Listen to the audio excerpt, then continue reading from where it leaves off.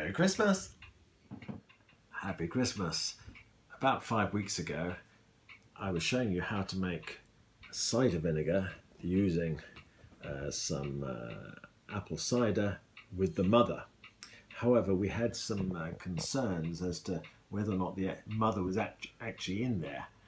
After about a week, I think our thoughts were probably right. And so we've left it for now for about 5, maybe 6 weeks since we made this. So if you look at our previous video, you'll see how we got to this state.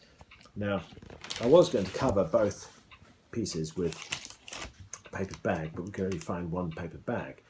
Interesting, when you take the bag off, how the apple on the one which has predominantly had the light on it, the apples are more evenly distributed, whilst on this side the apples are still at the top, risen at the top, and there's pressure in this one and no, only very mild pressure in that one. So I think the daylight has helped some fermentation, and on this one, although we did initially swap the bag over a couple of times, the last week or two it's been covering this one. So that's the state of things. So now we're going to have a taste.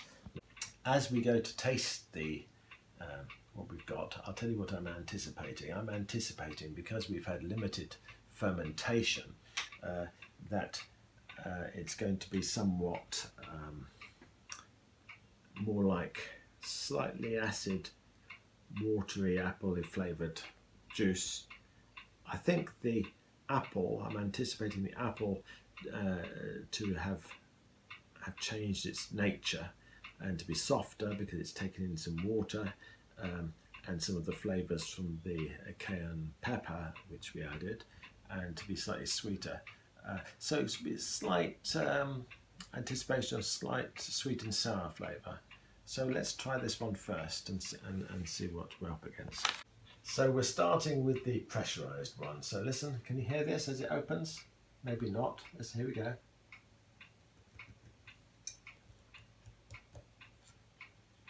You might not have heard it, but there's definite pressure on there. First thing I'm very interested to note is that there's no evidence of any mildew, any bacterial growth, and that means that's good. So we'll start off with testing the water itself to see how acid it is.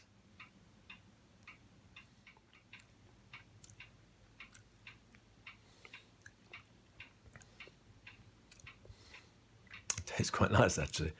So it is definitely acid, but good. So what we're going to do is I'm going to take one of the apples out, try a piece, and as I anticipated, a lot of it has gone soft, but there's still some hard stuff there. So I think that leaving it in for longer will be a good measure. So now here's the apple.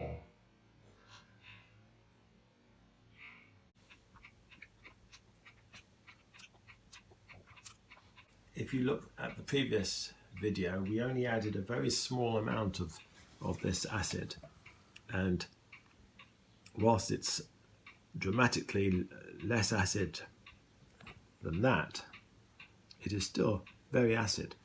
Now the acid has definitely permeated right through the apple itself.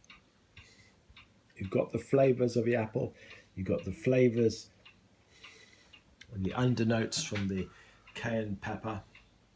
Very good. What I intend to do is to continue with this recipe as it is, but this time I'm going to add some bay leaf. So I've picked some fresh bay leaf off the tree and already washed it. So what I'm going to do now is I'm going to get the bay leaf, I'm going to cut off the stalk, just like that, making sure there's no bad parts. Like for instance, this particular one here has been eaten by a bug, So I'm going to cut it right off. I'm not going to take any chances on it of the bug infecting the bay leaf. And slip it down the side.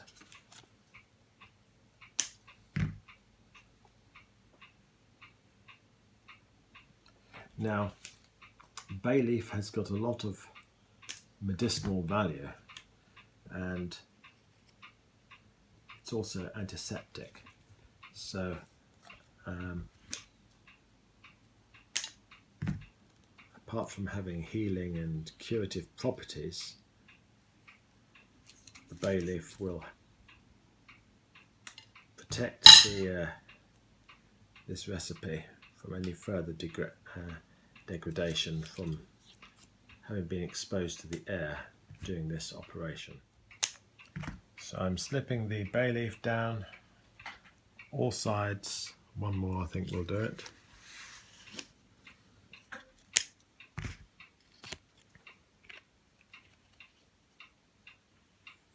Like so. I've got one more I can put in.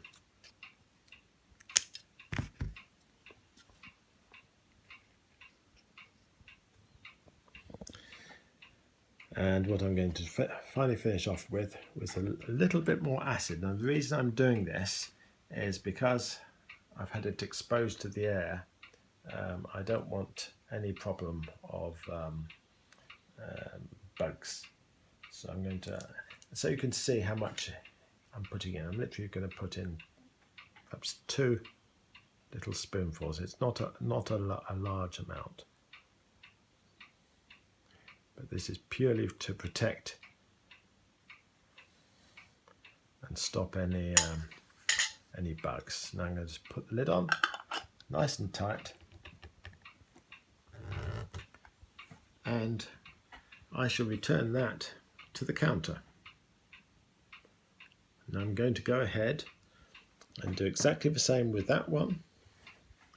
And what I shall do, I should probably leave that for perhaps another 5 or 6 weeks, and we'll have another video to test and compare it.